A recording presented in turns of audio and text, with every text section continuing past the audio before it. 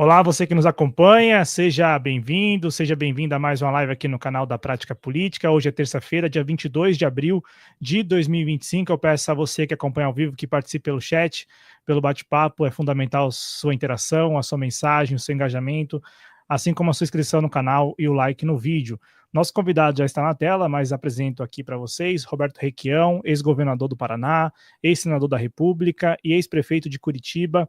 No Instagram você encontra no @Roberto Requião Oficial, tudo junto, e lá no X, no @Requião Oficial.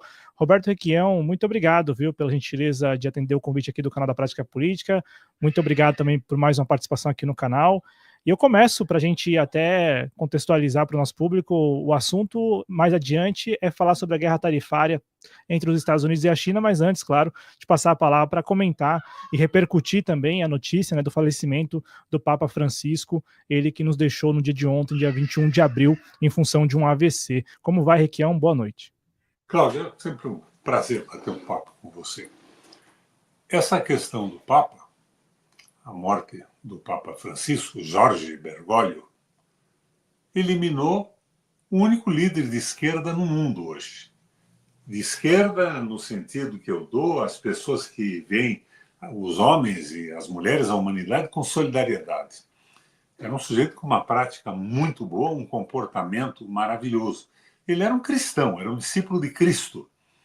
E como discípulo de Cristo, como cristão, se comportou. Se colocou a favor do povo de Gaza, ligava diariamente para Gaza, para uma igreja católica, tomava posições com coragem, um desassombro, e tentou colocar a nossa igreja católica nos caminhos verdadeiros, originais, dos caminhos do Cristo. Então, a morte do Bergoglio foi uma perda enorme para a possibilidade de crescimento do amor e da solidariedade nesse mundo confuso no qual nós vivemos hoje. Triste, muito triste a morte do Jorge Bergoglio.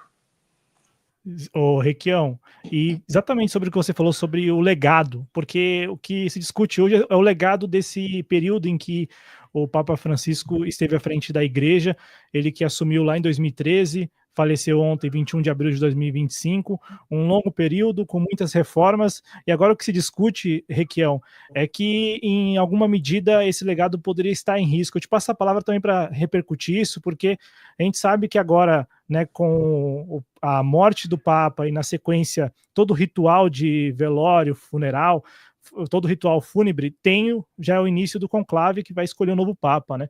E aí eu quero também extrair de você uma percepção sobre esse legado, porque o jeito do Bergoglio, ele de fato revolucionou, pelo menos neste século que podemos chamar de Igreja Católica, né? A internet está inundada de congratulações, de sofrimento, de manifestações de sofrimento pela morte do Bergoglio, pela direita e pela esquerda. Mas eu acho que menos manifestações e mais um segmento sério do comportamento do Papa, da orientação que ele deixou. Isso que é o importante. Agora, como é que vai ser a eleição? Ele mexeu na nova congregação que elege o Papa dos cardeais, dos bispos. Ele nomeou uma boa parte deles, né? Eles são 100 e poucos, ele nomeou 108, se não me engano. Então, ele nomeou 80% dos bispos. Eu acho que isso deve ser o suficiente, uma vez que ele é um sujeito hábil, para evitar uma regressão ideológica na nossa Igreja Católica, uma regressão dessa linha de amor e de solidariedade colocada com clareza pelo Papa. Mas vamos ver o que acontece. Eu não sou especialista na organização da Igreja. Não, mas é bom extrair de você, Requião, porque este assunto, né, o assunto da morte do Papa, eu acho que tem alguma relação, sim, guarda alguma relação com a guerra tarifária que estamos assistindo desde o início do mês. Sequer completou 30 dias, né, daquele chamado Dia da Libertação, provocado pelo presidente estadunidense Donald Trump, e desde então os países e os mercados financeiros estão se adequando e assimilando o que propõe o presidente estadunidense em relação às tarifas. Eu te passo a palavra, e a relação que eu enxergo nesse caso é porque, nos dois sentidos, Unidos, há aí um temor, no caso da guerra tarifária conduzida e protagonizada pelo Donald Trump, e no caso do conclave que ainda vai se iniciar no Vaticano, há também uma conversa de possível influência do presidente estadunidense. Te passo a palavra para uma avaliação inicial, como que particularmente você tem percebido e avaliado a maneira como os Estados Unidos têm lidado com os países do mundo nessa gestão Trump, principalmente em relação às barreiras tarifárias. Olha, se o nosso Francisco nomeou 108 dos cardeais, 80% dos cardeais, não é isso? Eu acredito que ele sabia o que estava fazendo. Ele, até o momento da sua morte, ele testemunhou a sua posição. Não era um discurso sobre a igreja, mas era uma prática cristã. Troço bonito. E isso me sensibiliza muito, viu, Cláudio? Eu estudei no seminário aqui, no Internato Paranaense dos Maristas. Fui cemitério lá muito tempo. Depois eu fiz o meu curso de jornalismo na Católica. E no curso de jornalismo eu estudei teologia também. Então eu tenho uma ligação razoável com a vivência da nossa igreja, os seus acertos, os seus desvios. E o Bergoglio, o Papa Francisco, me deixou realmente entusiasmado com a sua posição. Era o único líder de verdade puro, cristão, no mundo hoje, com toda a clareza. E isso, quando eu digo a você que era o único, você veja que eu traduzo a minha tristeza.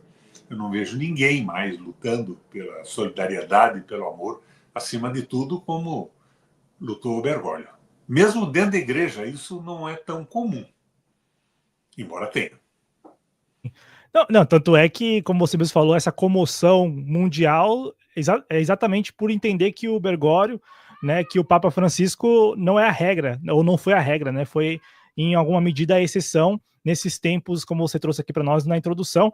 Te passo a palavra porque há uma conversa aí, ô Requião, de que e tem relação, porque querendo ou não, a gente está falando de barreiras, né? Então, de imposição de barreiras, o Papa Francisco pregava e sempre defendeu, né, pontes e não barreiras e não muros. E temos hoje nos Estados Unidos um presidente que não só no primeiro mandato defendeu o muro, como agora defende também barreiras tarifárias, né? Na verdade, o Francisco é a regra do cristianismo.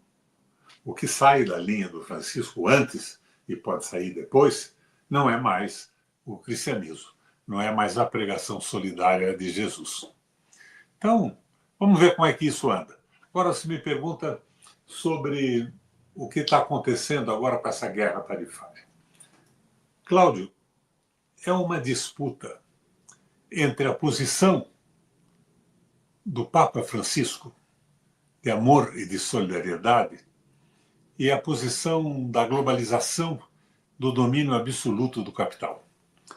Parece incrível, mas hoje quem se opõe, apesar das trapalhadas, da política grosseira, é o Trump, porque ele não está aceitando mais o domínio absoluto do dinheiro. Os Estados Unidos, em nome da remuneração abundante na China, com os baixos salários no começo, ainda não são altos, né? Ele migrou para a China e, de certa forma, ele sustou o progresso industrial nos Estados Unidos. Então, os chineses se apropriaram disso. Há uma carta do Jimmy Carter para o Trump no seu primeiro governo em que ele deixa isso muito claro. Ele adverte o Trump. O Trump tinha medo dos chineses, que devia ter mesmo, porque nos últimos anos os chineses estavam investindo pesadamente em infraestrutura, em ciência, em tecnologia, em educação dos jovens, e não tinham se metido em nenhuma guerra. Os Estados Unidos tinham entrado em 55 países como interventores, guerreiros, para derrubar governos nesse processo todo. E gastando fortunas nisso tudo. O Trump o que está dizendo é que o liberalismo econômico não deu certo, que os Estados Unidos não tem mais mão de obra treinada, que ele tem que retomar a industrialização, embora ele seja o grande mercado de consumo do mundo ainda. Não é uma população fantástica perto da chinesa, que é 1,5 bilhão, né? 1,4 bilhão, 1,5 bilhão, mas ainda tem muita gente, tem um poder de compra muito grande. O que o Trump está dizendo é isso. O neoliberalismo deu errado. Os países têm que defender a sua estrutura interna de desenvolvimento econômico, de investimento, de produção, de ciência e de tecnologia. E nós, no Brasil, por paradoxal que pareça, estamos... É só se ligar à Globo agora e veja, pau no Trump. Mas pau no Trump por quê? É a defesa do Brasil, do nosso desenvolvimento? Não. É a favor do domínio absoluto do capital. E o que eles querem do Brasil é só o agronegócio, que, entre nós, não é ruim, né? Alimenta o mundo, mas não alimenta o brasileiro. Nós temos que investir mais na pequena e média agricultura e tudo mais. Mas eles querem é manter o domínio do capital. Eles não estão interessados com o que o Trump tenta fazer nos Estados Unidos, devolver emprego para a sua população.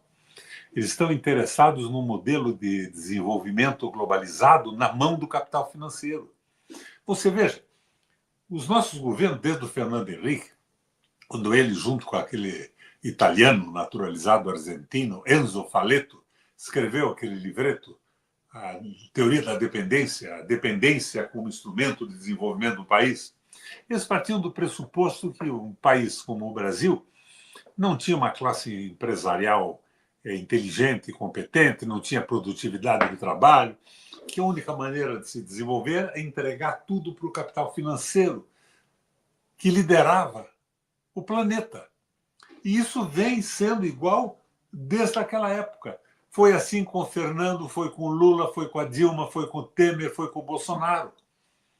Nós estamos vendo o nosso governo jogar na crítica ao Trump exatamente quando o Trump critica o domínio absoluto do capital financeiro. E não estou fazendo a defesa do Trump, não é um porra louca, né? É uma barbaridade o que ele está fazendo com imigrantes e tal, jogando com a mídia, com a influência da mídia na cabeça das pessoas. Os americanos estão sendo predados pelos imigrantes, como se os Estados Unidos não fosse um país de imigrantes, né? O resto é pele vermelha. E a população é uma população basicamente do mundo inteiro. Mas é isso que está acontecendo. É a solidariedade pregada pelo Papa Francisco se contrapondo ao domínio absoluto do capital com a história da globalização. E nós, equivocadamente, estamos no caminho da globalização. Então o pessoal bate aí, vamos explorar o petróleo da Amazônia, estamos explorando nas Guianas e o Brasil não explora. Meu Deus, eu acho que poderíamos explorar com cuidado o petróleo da Amazônia e tudo mais, mas, na verdade, entregar para a Petrobras é entregar para o capital internacional. 67% das ações da Petrobras são privadas, uma boa parte na Bolsa de Nova York. A empresa que comanda os minoritários, que são dessa forma majoritários, é a BlackRock, um dos maiores fundos de investimento privado do mundo. E, ao mesmo tempo, o Lula está a favor da venda da Eletrobras. Fez aquele farol na campanha, eu vou reestatizar a Eletrobras, mas não. Você sabe, eu mesmo falei no seu programa, eu entrei com uma ação popular e o governo se manifestou contra. O que queria a minha ação popular? Devolver ao Lula, ao presidente da República, o comando. Mas o procurador da República, junto com a Eletrobras, entra contra, pede o arquivamento da proposta que eu fiz junto com os metalúrgicos do Rio de Janeiro. Então, o governo está fazendo o jogo do capital financeiro. Não é da soberania, não é da humanidade, respeito às pessoas na linha do Papa Francisco. É o domínio absoluto do capital. Eles acreditam nisso. Eles acreditam que é isso que vai trazer o desenvolvimento. Boa parte acredita. E uma outra parte é de pilantra que está ganhando dinheiro, aproveitando o espaço curto da vida para viver de uma forma extraordinária, sem nenhuma preocupação com o povo e com as pessoas. Então é isso que nós estamos vivendo hoje. Agora, o Trump, que quer devolver o crescimento econômico, o emprego nos Estados Unidos, é um truculento. Ele provocou aqueles tarifaços todos para amedrontar o mundo e mostrar que tinham que se submeter à sua vontade e negociar posteriormente vantagens incríveis para a hegemonia dos Estados Unidos. Mas isso é o que ele pensa. O capital financeiro quer a hegemonia absoluta, não quer saber do Trump, nem do Lula, nem de nada. E os nossos dirigentes e os nossos teóricos da economia estão nessa linha da defesa do capital financeiro. Então, é este basicamente o problema que nós estamos vivendo. É uma verdadeira loucura isso. Ô, Requião, nessa guerra toda, eu estou com o Papa Francisco. ah, não, todos nós, então. Ô, Requião, eu quero compartilhar com o público aqui um tweet seu, que foi uma enquete que você lançou na sua rede social, lá no X, e gostaria que você comentasse, porque o Requião, ele fez no dia 7 de abril uma enquete que dizia o seguinte, né? Lula poderia aproveitar a queda de ações nas bolsas para estatizar comprando ações, a Petrobras, Vale e as empresas estratégicas, renovando a aliança com os trabalhadores, como fez Vargas. Planejamento impositivo para as empresas públicas e indicativo para as empresas privadas. Claro que sim, e aí 87% dos que responderam a enquete lá no @Requião Oficial responderam que, claro, né, que o presidente Lula poderia fazer isso ou que concordava que o presidente Lula fizesse isso. O Requião, de fato, as ações, sobretudo da Petrobras, também se viram abaladas em função do anúncio das tarifas do Trump. Inclusive, hoje, a ação da Petrobras estava aí a R$ 30. E olha que passou o ano todinho, o ano passado, né? Na faixa de 36, 38 reais, R$ 37. Enfim, as ações de fato também despencaram. Por que, Requião, pensar nisso hoje seria ilógico, ainda que seja um tanto óbvio, mas ilógico em função do contexto político? Não, seria absolutamente lógico, até porque nós temos dinheiro para isso. É a reserva cambial brasileira, 360 ou 380 bilhões de dólares. Esse dinheiro está em títulos americanos parados, não rende nem juro. Se podia pegar uma parte desse dinheiro, 30 ou 40 bilhões, e comprar as ações da Petrobras e estatizá-la de novo. Então, o que aconteceria? Nós não precisaríamos mais estar vendendo internamente petróleo pelos preços absurdos. Nós poderíamos, com o petróleo baixo, o combustível baixo, estar impulsionando um projeto de crescimento da nação. Não só isso. Isso tudo teria que estar vinculado a um programa de crescimento nacional. Um projeto para o Brasil que não tem. Nós estamos nesse jogo do capital financeiro. Não, nós vamos crescer com o dinheiro de fora. O que significa isso? Que a Fazenda quer vender tudo para o capital estrangeiro. O Estado vai desaparecendo a cada momento. E ele vai ficar tão pequeno que, de repente, não importa mais quem seja o presidente da República. Porque eles terão na mão os parlamentares eleitos com seus financiamentos e um governo desse tamanho assim, sem poder fazer nada. É esse o caminho que o nosso governo, que os nossos governos nos últimos anos estão traçando. A entrega do país para o capital financeiro. É falta de humanização, de respeito às pessoas, de consideração pela vida, que só é possível com desenvolvimento econômico e industrial razoável. Agora, eu não estou dizendo a você que é a moda do que o Trump está dizendo, ele quer os Estados Unidos hegemônico no mundo e tal. Nós temos que manter a solidariedade do Papa Francisco com o planeta, com a humanidade. Mas essa solidariedade deve depender de um governo brasileiro eleito pelo povo, vinculado a um projeto nacional de desenvolvimento. Não é a contraposição à solidariedade, é a solidariedade. Mas o Brasil na mão dos brasileiros, isso não está acontecendo. Nós estamos feitos bobos, saudando. Não, os Estados Unidos pegou mais leve o Brasil. Leve como? 25% no alumínio, no aço? Que história de leveza é essa? Não, é 10% no resto. Sem consulta, sem conversa, sem nada. Não é bem assim. Está errada a posição brasileira. Uma posição frouxa. E eu não estou propondo guerra. Estou propondo, não é retaliação, é compensação, junto um concerto de outros países que também não quer se subordinar a essa hegemonia trumpista, mas ao lado da hegemonia trumpista nós estamos subordinados à hegemonia do capital financeiro que domina o Brasil e o mundo. Então, de repente, apesar de não fazermos uma crítica racional ao Trump, no que teoricamente ele está certo e no que ele está errado, a sua grosseria, nós estamos apoiando o domínio do capital financeiro. É ruim isso. Sim, por puro reflexo, né? Aquela máxima do espelho, né? Então, se quem é meu adversário está do outro lado, eu automaticamente tenho uma que... polarização tola. Uma polarização tola. Irracional. E a Globo batendo no quê?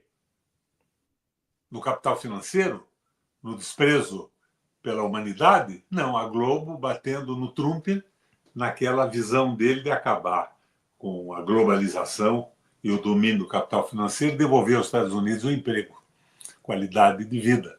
Mas isso tudo de uma maneira maluca, perversa, deslocada. Mas nós estamos caminhando no caminho do capital financeiro e nós não temos um governo de esquerda mais no Brasil. É um governo neoliberal. Acabar com essa conversa mole que é a esquerda. Esquerda como? A favor da venda da Eletrobras, da venda da Copel no Paraná, das empresas de água sendo vendidas no Brasil inteiro com o PPI, escolas sendo privatizadas com o PPI. Que esquerda é essa aí? E algumas compensações? Não. Vamos uma política compensatória, vamos arranjar uma bolsa isso, uma bolsa aquilo, para o povo não morrer de fome. Mas não é... É claro que uma política compensatória no momento de crise deve ser apoiada, Cláudio. Mas o que eles estão fazendo é política compensatória como uma política para manter o povo calmo, evitar a insurreição. Não é uma política para crescimento popular.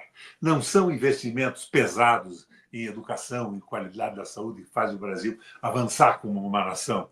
Não. São pichulecos. Pichulecos para manter a tranquilidade do país em relação ao esbulho que nós estamos sofrendo pela mão do capital financeiro e dos governos federais nos últimos anos até hoje. E tem funcionado, né, Requião? Porque há um ambiente muito de uma certa calmaria, ou não? Veja as pesquisas de hoje. É uma tragédia. O Lula perderia a eleição para todos os bolsonaristas. Michele, imagina o Lula perdendo para Michele, Tarcísio, perde para todos. Pesquisa da Paraná Pesquisas, publicada pela Veja hoje. Então, nós estamos fritos. Mas daí o que acontece? A Globo, por exemplo, não quer o Lula, mas ela quer o domínio do capital financeiro. O Lula, pela sua origem, pelas suas qualidades, pela sua luta, você sabe que eu sou um admirador do Lula, né? Mas e pelos erros que ele está cometendo ao submeter ao domínio do capital financeiro, ele não é desejado por essas elites econômicas representadas pela Globo, pelas televisões, por essa mídia controlada no Brasil. Mas ele está fazendo exatamente o que eles querem na economia. Elogiam o Haddad, não elogiam o Lula. E o Haddad acredita nisso. O Haddad é um cara que eu reputo, eu conheço o Haddad, como um cara sério. Eu digo sempre, ele não comerá um hambúrguer com dinheiro público, mas ele acredita na teoria da dependência. É a formação, a desinformação. É uma pena isso. Eu vi hoje, ou ontem, não me lembro, acho que foi hoje, o Galípolo, numa entrevista no Senado Federal, é um computadorzinho a favor do capital financeiro, repetindo aquela conversa mole. Que coisa triste, Cláudio Porto. Que coisa triste. E daí você vê a interpelação dos senadores. O cara se apresenta. Eu sou fulano de tal, senador do estado tal. Nós somos uma grande empresa porque nós temos isso, nós fazemos aquilo. Estão preocupados. Eles estão preocupados com o balanço de uma grande empresa, não com a situação do povo brasileiro. É o anti-Francisco ideológico funcionando no Senado Federal, com um pessoal vinculado ao capital, ao lucro, sem nenhum sentimento de amor e de solidariedade. É um horror. E o Galípolo é uma maquininha para responder. Parece uma inteligência artificial. Pergunta e ele responde conforme a regra. Estamos conversando com o Roberto Requião, ex-governador do estado do Paraná, ex-senador da República também. O Requião que se referia à participação hoje, né, numa audiência do presidente do Banco Central, Gabriel Galípolo, lá na Comissão de Assuntos Econômicos do Senado. E eu também vi um trecho, e você falando, né, agora me permito, já que você também falou, né, é impressionante como as respostas estão na ponta da língua, né, essa comparação com a inteligência artificial, para quem já experimentou uma IA nesses últimos meses, né, basta escrever algo lá que já tem uma resposta pronta ali, né, para te dar, para qualquer demanda que você tenha, e no caso da resposta a favor do capital financeiro, a favor do conteúdo em si, né. É um horror. E você veja, está lá o Trump brigando com o Banco Central americano. Mas os antigos presidentes americanos se insurgiram contra a organização do Banco Central. Vieram se organizando. E no Brasil, a tal independência do Banco Central é para eliminar a possibilidade da participação do interesse popular e da solidariedade no governo da República. é entregar tudo na mão do capital financeiro. E nós não parece que não temos indústria mais capaz de protestar, porque eles jogam também no mercado financeiro. Né? Então, nós estamos numa situação ruim. Agora, isso vai naufragar. Como eu não sei. Não tenho ideia do que pode acontecer com essa crise toda. Ô, Requião, foi bom você ter tocado nesse assunto do Galípolo, porque eu vi hoje que senadores vão conversar, ou iriam, ou já conversaram com o Galípolo, iriam articular com ele sobre a PEC 65 lá de 2023, que pretende dar total independência, inclusive orçamentária, financeira, ao Banco Central. E, enquanto isso, o pessoal que trabalha no Banco Central, né, representado pelo Sinal, que é o sindicato lá dos funcionários, desde o início do ano, tenta uma audiência com o presidente do Banco Central para poder também denunciar, né, o que enxergam como problemas dessa PEC 65. Então, foi bom você ter trazido isso para nós, porque também há um lado aí nessa... É a revogação da República, Klaus. O Banco Central já é independente. Agora funciona como uma empresa. Ele pode fixar salários, fazer despesas e tudo mais, sem consultar o interesse da República. É o domínio absoluto do capital financeiro. Agora, veja, é o contrário do que está fazendo o Trump, que é presidente dos Estados Unidos, que quer pôr o presidente do Banco Central na rua. E quem é que nomeou o presidente do Banco Central americano? Foi ele, no seu primeiro governo.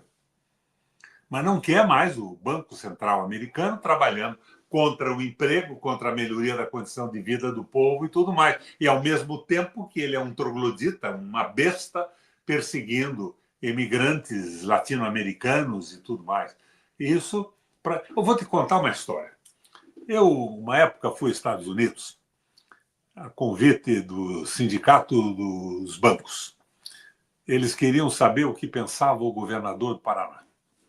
Eu fui lá e fiz uma palestra dura. Parece que eles gostam de apanhar. Foi num hotel, com o pessoal todo em mesas, pagando lá uns $500 cada um.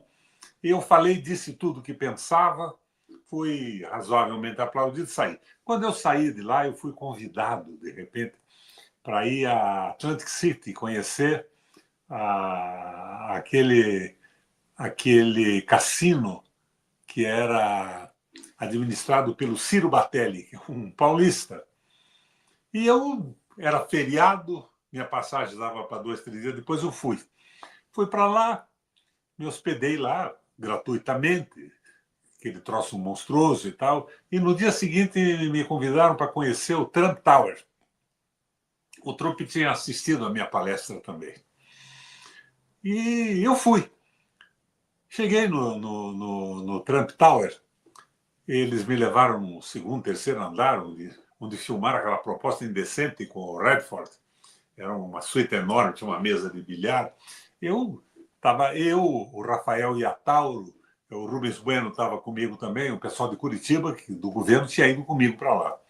Mas, de repente, abre um elevador, tem 2 ou 3 elevadores, saem umas 5, 6 meninas, e o cara lá me diz, olha, governador, o senhor está sem companhia aqui, eu queria que o senhor escolhesse sua companhia. Eu flagrei na hora a treta que estavam tentando me envolver. Disse, imediatamente eu vou. Não, sua bagagem já está aqui. Disse, manda de volta para o Caesar Park, que é o Ciro me convidou, onde eu estou hospedado, manda minha bagagem de volta que eu vou para lá. E saí de lá. Um dia depois, ou 2 dias depois, eu recebo um telefonema que era quem atendeu foi o Fábio Campana, que estava comigo, um jornalista de Curitiba. Queria me convidar, pedir desculpa pelo que tinham feito comigo lá, que não era o que eles queriam e tal coisa. Então, eles queriam reatar as relações e me convidaram para assistir uma luta de boxe entre o Mike Tyson e o Holyfield. Junto com quem? Com o Donald Trump, que não era presidente da República nem nada, ele era o dono do Trump Tower. Eu fui. Foi a famosa luta em que o Holyfield comeu a orelha do Holyfield. E eu fui junto com o Trump. E junto com o Trump tinham 2 negros. Quer dizer, estou dizendo para você que nem racista ele é, parece que eram amigos dele, conversavam com ele. Ele virou racista em cima das pesquisas de opinião para movimentar o americano branco contra os negros que estavam tomando os seus empregos, invadindo o país, aquela coisa toda. E Conheci o Trump lá, bati um papo com ele. Eu acho que ele queria mesmo, naquela época, era trazer os seus cassinos para o Brasil. E eu não queria saber de cassino. Não tenho nada contra jogo, viu? Eu não sou, apesar de ter sido seminarista, eu não tenho essa doideira. Eu acho que o pastor e o padre podem fazer o jogo no fim de semana e tal. O que me preocupa é a lavagem de dinheiro nessa estrutura, na mão de quadrilhas e tudo mais. Então, não topei a parada. Foi assim que eu conheci o Trump. Mas o que eu quero dizer para você é que o Trump, de repente, é um nacionalista porra louca norte-americano que está tentando fazer com que o capital industrial ressurja nos Estados Unidos. E nós vemos a Globo batendo nele de dia e de noite. Não pela visão de favorecer o trabalhador norte-americano, mas pela visão de combater a globalização e o capital financeiro. E o Brasil está nessa. O Brasil está nessa. Embora a multipolarização que o Lula adere, o Lula detesta os americanos, no fundo. Ele está jogando a favor do capital financeiro, porque o seu governo é isso. Mas ele sabe que os americanos é que o puseram na cadeia e montaram aquele troço todo. Então, a multipolarização é interessante, mas é a multipolarização subordinada ao domínio absoluto do capital financeiro. É a globalização, o livre comércio. O Lula é a favor do livre comércio. Ele é discípulo do Adam Smith agora. Ele esqueceu como é que os Estados Unidos cresceu depois que conseguiu se libertar do domínio absoluto da Inglaterra. Aqueles economistas todos, o Fritz, eram 3 economistas famosos, me foge o nome deles agora. Então, é erro em cima de erro. Nós estamos com um governo errado. Absolutamente errado. Nós estamos torcendo pelo capital financeiro. E isso não tem cabimento. Qual é a diferença para o Brasil de se submeter ao domínio da China ou ao domínio dos Estados Unidos? A China tem 1,5 bilhão de habitantes. Ela tem que dar de comer para essa gente toda, tem que alimentar. Esse é o problema básico dela. Então, o Brasil tem que ser solidário com o mundo, mas ele tem que ter o domínio absoluto do comando do seu país para favorecer os brasileiros, intelectualmente, economicamente. E essa história de política compensatória, Cláudio Porto, de dar um pichulecozinho para um trabalhador, eu repito sempre, os senhores de escravos queriam que os seus escravos comessem 3 vezes por dia, senão eles não tinham força para trabalhar. Isso não é o bastante para um país. Há um erro brutal nesse processo todo. E o líder da esquerda, que é o líder do amor, da solidariedade, morreu ontem. Ô, Requião, você falou do governo errado, né, que estamos com o governo errado, e há um entendimento, eu vou falar aqui em nome da comunidade, pelo menos, de que hoje no Brasil faltam lideranças, faltariam quadros para conduzir um governo certo, um governo correto. Como que você está vendo esse cenário em que, em tese, é o Lula, é o PT, e além deles não teria ou não teríamos mais nada? Não temos comunicação. Os líderes nacionalistas, progressistas, nacionalistas, não têm espaço para falar. Você veja, eu fui governador do Paraná 3 vezes. Eu nunca mais dei uma entrevista numa televisão brasileira. Eu estou simplesmente bloqueado. Tenho essa oportunidade. Um blog como o seu me oferece. Mesmo os blogs que na época da campanha do Lula me davam algum espaço, hoje vinculados ao PT, ao governo, simplesmente me esquecem, me olvidam. Eu não existo mais, porque eu faço a crítica ao governo. Eu não sou contra coisa alguma, eu sou a favor do Brasil. E com a minha experiência, presidente do Parlamento Europeu Latino-Americano, membro do Parasul, do Parlatino, com escritório em Montevidéu, no Panamá, na Bélgica, em Bruxelas, eu aprendi com os erros que essa condução hegemônica do capital está levando o mundo e o Brasil. E eu não tenho espaço mais para falar. Não tenho condição.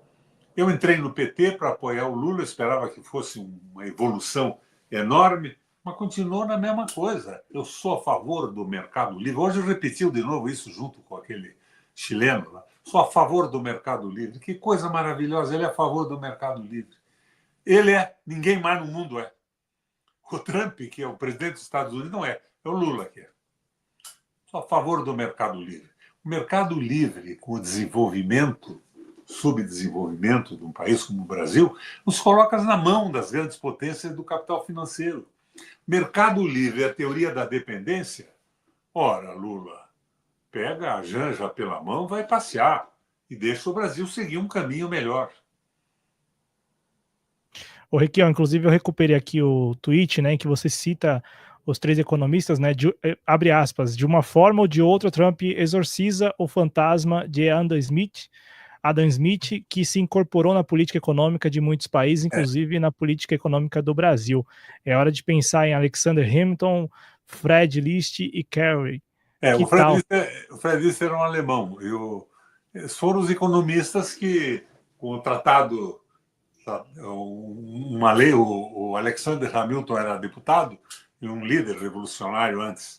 E eles romperam com a Inglaterra, acabaram com a ideia do Adam Smith, que era considerar os Estados Unidos uma potência de segunda categoria, e partiram para o crescimento, o investimento industrial e tudo mais. São os três economistas heróicos do crescimento norte-americano: o List, o Alexander e o Carey. Ô, Requião, eu quero retomar, só pedir a quem está nos acompanhando ao vivo que continue participando pelo chat. Eu vou daqui a pouco trazer os comentários aqui para o Requião repercutir. Você trouxe aqui para nós, né, no seu entendimento, que o Trump e os mercados financeiros e o capital transnacional estão protagonizando o embate. Quando o Trump decide, né, a priori, taxar... O Trump quer que os Estados Unidos voltem a ter emprego e a produzir. Certo. Mas ele é a favor do grande capital, ele é um capitalista.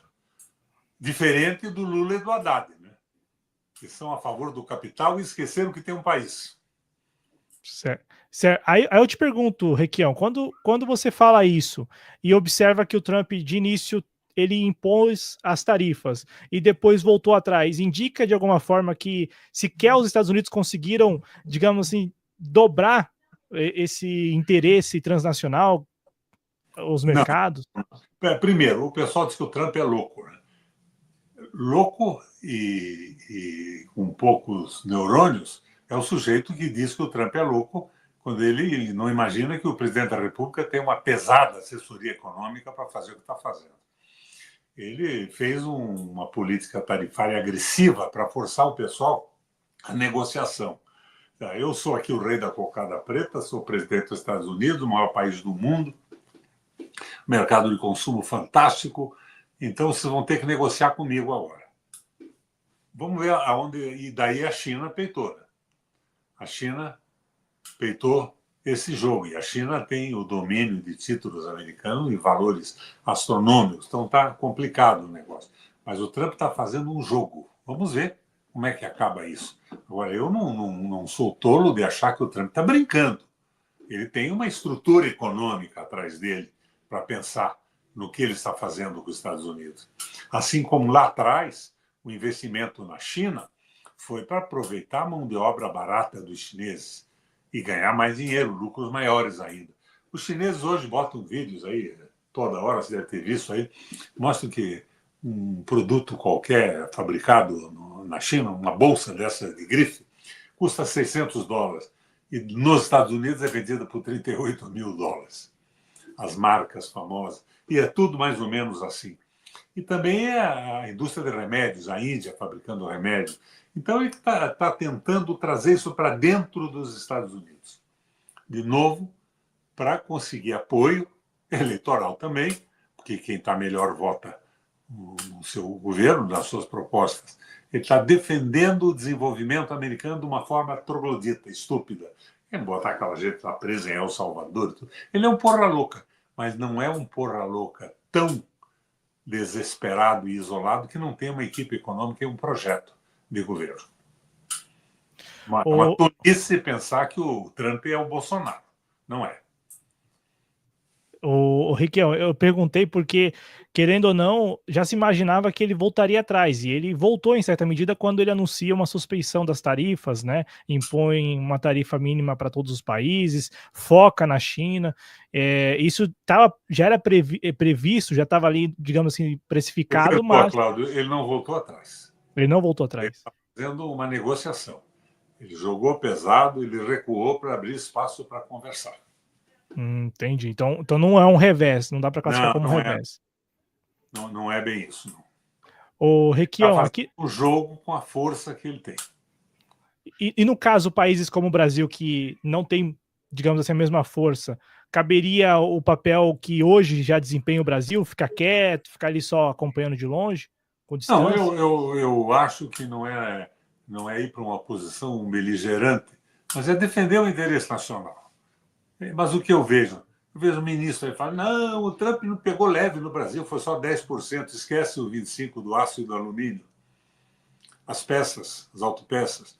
Então é uma conversa meio mole. Agora, são a favor do domínio absoluto do capital financeiro. Eles querem o povo fora, é a desconsideração pelo povo. É a teoria da dependência. O brasileiro não tem capacidade para nada, não tem que mandar nada. Então é Banco Central independente, empresas estratégicas de energia independentes, de água independentes. É essa loucura que nós estamos vivendo. E nada disso me dá a perspectiva que vai mudar, principalmente depois que eu vi o debate lá do Galípolo. Parece que o baiano lá, o Wagner, disse Jacques Wagner? já Jacques que tem Wagner? alguma coisa, mas não completou, e aquela senadora que foi presidente do Parla-Sul depois de mim, a senadora do Rio Grande do Norte também, que se colocou de uma forma mais... No resto, tudo uma vassalagem absoluta. Uma vassalagem absoluta. E o Galípolo como um computadorzinho de inteligência artificial programado para promover o capital financeiro. Requião, eu vou passar no chat só antes para registrar também, porque já que a gente falou do Galípolo, né? A notícia aqui é que na semana que vem, no dia 29 de abril, só deixando bem claro aqui para vocês, é que os senadores vão se reunir lá com o Galípolo para discutir a PEC 65, né? Que torna o Banco Central uma empresa pública com não só autonomia, mas independência total. E o que a Mariana Ribas, jornalista do Jota, conseguiu apurar é que diz o seguinte, né? Além disso, o relator disse que o próprio Galípolo já indicou, em conversa com ele, apoio à PEC 65 de 2023. E eu estou trazendo isso aqui para a nossa discussão, Requião, porque aqui no canal a gente está acompanhando de perto, né, essa discussão sobre esse debate, sobre a independência total do Banco Central e a dificuldade que os funcionários, né, que os trabalhadores do Banco Central têm tido em estabelecer o mínimo de diálogo e interlocução com o presidente do Banco Central, Gabriel Galípolo, contra essa PEC. Então, no caso que o Jota traz aqui, é que o Galípolo, que até agora não tinha se posicionado sobre esta proposta, teria indicado ao senador Otto Alencar, que é o relator da proposta, que ele apoia esse grau de não só autonomia, mas de independência mesmo do Banco Central, né, total independência ao Banco Central do Brasil. Portanto, o Galípolo está a serviço do capital financeiro. Cláudio, quem é que propôs o Banco Central independente no Brasil? Esqueceu? Já ouviu falar no Fernando Haddad? Ele era candidato a presidente da República. Ele foi junto ao Tribunal Superior Eleitoral e modificou o estatuto do PT e propôs o Banco Central independente. Já estava com esta visão de submissão do país ao capital e de desprezo absoluto pelas pessoas, pelos seres humanos, escravos do capital, do lucro financeiro. Então isso vem de longe. Agora, os senadores discutirem isso é uma vergonha. Senadores do que eles são? De quem? Como é que vão discutir o fim, a derrogação da República e a entrega do comando do país ao Banco Central? Que, enquanto o Trump está batendo lá, eles estão querendo reforçar aqui? Que espécie de loucura é essa? E não é uma questão só de funcionário do Banco Central, não. Os funcionários devem ter lá também os seus desejos corporativos de melhoria salarial e tudo isso. E alguns lúcidos devem estar protestando contra. Mas é um problema nacional, não é um problema corporativo. É um problema brasileiro.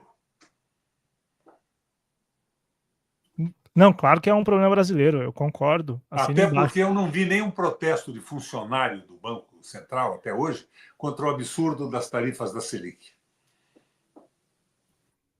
Não tem nada disso, mas Então, teve então qual é o manifestação. lado deles? Certo, certo. Não, tudo bem. É que o que aconteceu no início desse ano, Requião, é que com a mudança na presidência do Banco Central, não se sabia ao certo o que pensava o Gabriel Galípolo sobre a PEC 65 de 2023. E está claro agora, Mas segundo eu a estou matéria. dizendo a você que foi o Haddad que propôs o Banco Central Claro, Independente. E o Galípolo foi indicado pelas mãos do Haddad e do Lula. defendia a autonomia antes mesmo da autonomia que foi Claro, claro. aprovada no Antes Congresso. mesmo do Bolsonaro inventar esse troço. Aqui no chat, ó, vamos lá. Estão querendo saber aqui, Requião, sobre, ó, se possível, pergunta também para o Requião sobre como andam as conversas sobre filiação dele ao PDT. Não, estamos conversando sobre isso. Eu me filiei ao PT e o meu filho, o Maurício, que é deputado estadual também, para ajudar a eleição do Lula contra o Guedes e o Bolsonaro, o liberalismo econômico aberto e tudo, e translocado. Mas depois eu vi que o governo do PT estava apoiando privatização da Companhia Paranaense de Energia Elétrica, financiando a privatização da Sanepar, a Companhia de Águas, que é uma das melhores do Brasil. A nossa companhia era uma das melhores do país. Hoje, entre as 31, ela é a 29ª, tá? Desmontada, mas dando lucros incríveis. Então eu saí do PT. Saí, me ofereceram muitas coisas, me ofereceram cargo, escolha isso, escolha aquilo. Eu não queria cargo, queria ter participação na discussão para evitar essa desgraça da política econômica do Brasil. Saí. O meu filho, se saísse, perdia o mandato. Mas agora ele recorreu ao partido, o partido anuiu com a saída dele, ele submeteu à Justiça Eleitoral e na última quinta-feira a Justiça Eleitoral autorizou a saída, ele está escolhendo um caminho. E ele vai escolher, e eu também vou escolher um caminho político. Se fala no PDT. O PDT do Paraná, ele praticamente não existe do ponto de vista eleitoral.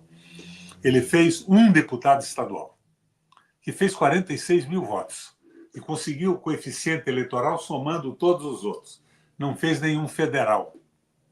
E então, e não tem muito recurso, tem um caixa pequeno, que mal dá para contratar 2, 3 funcionários, e o partido precisava ter algum recurso para poder investir em comunicação, internet, publicidade e assumir as posições. O presidente do partido hoje é o Goura, deputado estadual. Não, é bom sujeito, mas o Goura é a favor da bicicleta, do ambientalismo, da natureza e tudo mais, mas faltam as posições mais fortes e mobilizadoras no Estado. Então, existe a possibilidade de a gente entrar no PDT para reorganizar o partido. Mas eu te pergunto, eu li na internet hoje que o PDT está discutindo com o PSDB e com o PSD, coligação. Como é que fica isso? Então, estamos observando e vendo, mas seria um caminho pela marca que o PDT tem, que é parecida com a nossa marca de nacionalismo, de defesa dos trabalhadores, do desenvolvimento industrial, um caminho interessante. Estamos vendo isso. Tenho conversado com o Lupe sobre isso também. E o que tem tido de devolutiva, Requião? Hã? E a devolutiva, o que você trouxe agora o que falou com o loop, né? O que geralmente o Nós PDT. estamos vendo. Eu estaria disposto a entrar, né, nesta guerra, mas se não houvesse oposição interna alguma. Eu não vou entrar num partido que eu não me filiei até hoje para brigar com ninguém.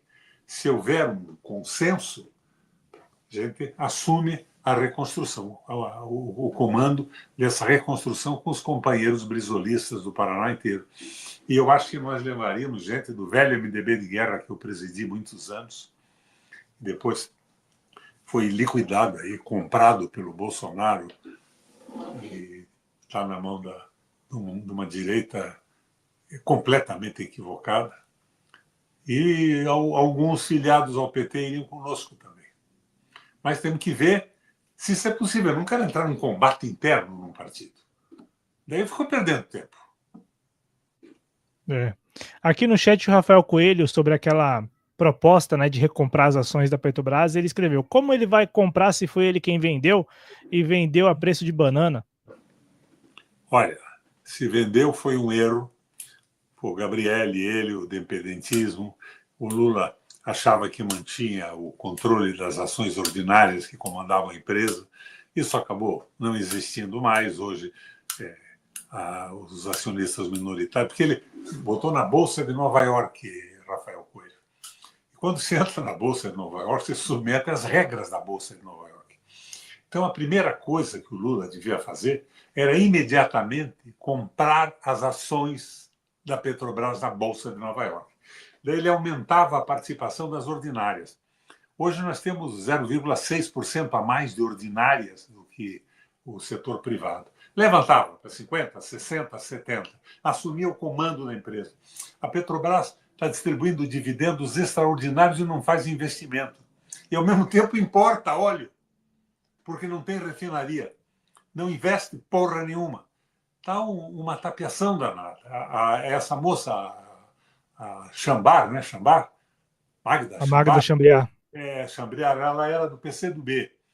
E eu vi algumas teses dela em cima daquela história de que o petróleo pode acabar, então que tínhamos que privatizar e distribuir e arrancar tudo que pudéssemos do solo. Mas outro dia eu entrei com uma ação junto com o pessoal da Eletricidade de São Paulo, porque estão considerando o royalty como despesa de produção. E o Brasil está ficando com 5, 6, 7, 8, 9% do lucro e as empresas privadas estrangeiras ficam com tudo mais. Eu entrei com uma ação popular e o governo do Lula encaminhou contra a minha ação popular. Eu queria devolver ao Lula o comando da empresa, desmontando aquela troca que fizeram estatutariamente de forma interna. Se manifestaram contra, pedindo para arquivar. Então você vê de que lado estão eles. Que conversa mole é essa? Vamos abrasileirar o preço do petróleo. 1 litro de gasolina ou de diesel hoje custa menos de R$1. Na bomba está custando 6, 7. E, de repente, não, diminuímos 17 centavos agora. E a Gleisi faz um discurso lindo e Berg faz outro. Que brincadeira é essa? Para tapear quem nesse processo? Então, nós estamos com uma condução equivocada disso tudo.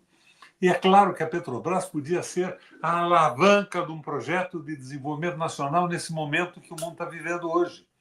Mas não, não é.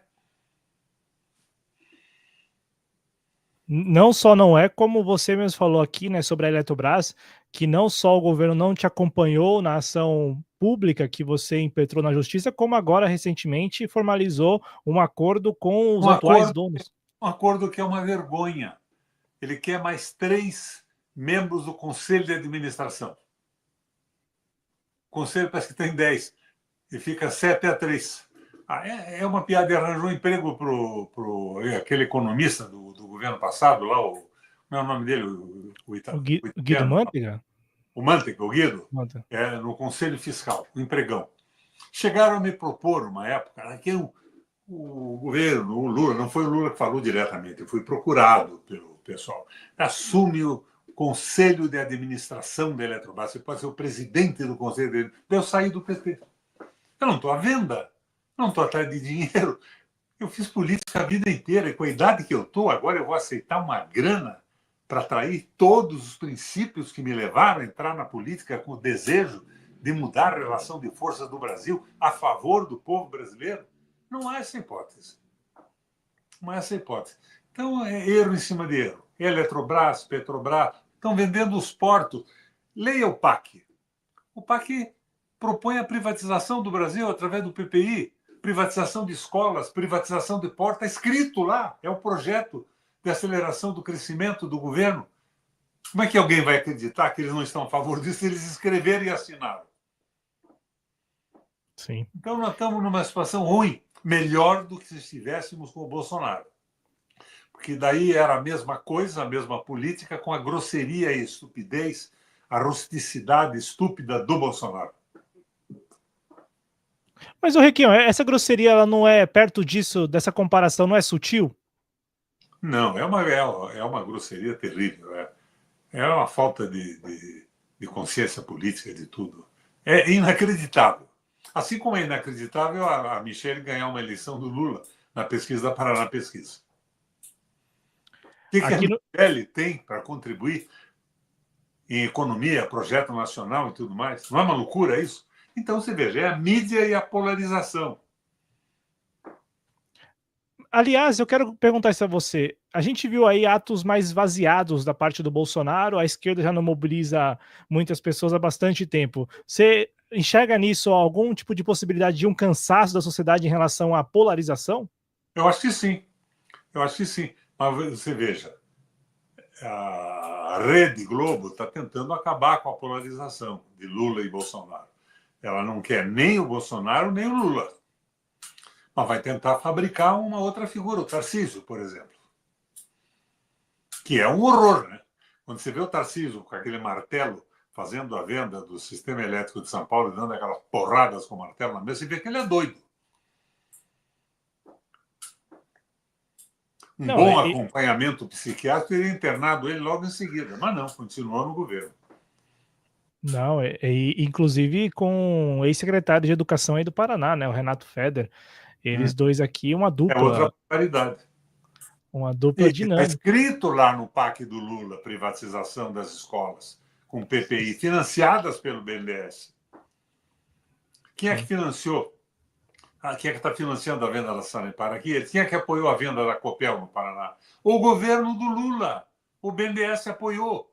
Podia ter bloqueado aquilo. Não, não. Apoiaram a venda. É a posição deles. E daí fica um discurso meio de esquerda para enganar quem? Segurar a base. Eu fico espantado. A Gleisi, o Lindbergh, a Lídice da Mata, a Vanessa Graziotin, aquele pessoal todo junto comigo, nós enfrentamos a ditadura, a cassação, pusemos mandato em risco e tudo. Mas, de repente, estão apoiando isso tudo, dizendo que a Selic está jogando certo, o Banco Central está jogando certo com a taxa da Selic. O que é isso, Cláudio Porto? Me explica isso. Há 10 anos atrás, né, vocês lá na tribuna do Senado Não é 10, defendendo. menos que isso. Não, eu falo 10 anos porque eu tenho um discurso seu na tribuna do Senado de 2015, né? Em que você, inclusive, você e o Lindbergh Farias, né? Vocês dois estavam ali denunciando uma articulação que teria passado pelo governo Dilma naquele momento, né? Foi. Sem levar em consideração a posição de vocês, né? Passou Uhum. atropelando vocês. O Lindbergh fez um discurso bonito de pró. Mas o que aconteceu? De repente, é líder? É líder do quê? Não é mais o líder dos seus ideais, da sua proposta? Porque era um guerreiro, sim. E se transformou no líder do PT.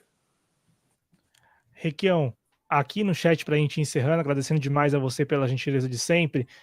José Rezende, Requião tem estatura presidencial, deveria candidatar-se à presidência, nem que fosse para alertar o povo brasileiro da sua realidade, para ser o contraponto do discurso neoliberal. Eu dediquei a minha vida à política pensando na transformação do Brasil. Eu fui governador 3 vezes, eu fui prefeito em Curitiba, eu derrotei lá atrás o Lerner, que era o herói nacional da direita e que tinha qualidades também, não vou ocultar isso de vocês, mas eu hoje não tenho nem partido. Eu não estou filiado a partido algum. E eu não sei como é que esses partidos vão ficar. Não sei. O PDT vai apoiar o Lula. Não é isso? O Lula é ministro. E contra uma posição bolsonarista, está certo. Tem que fazer isso mesmo. Vai fazer o quê?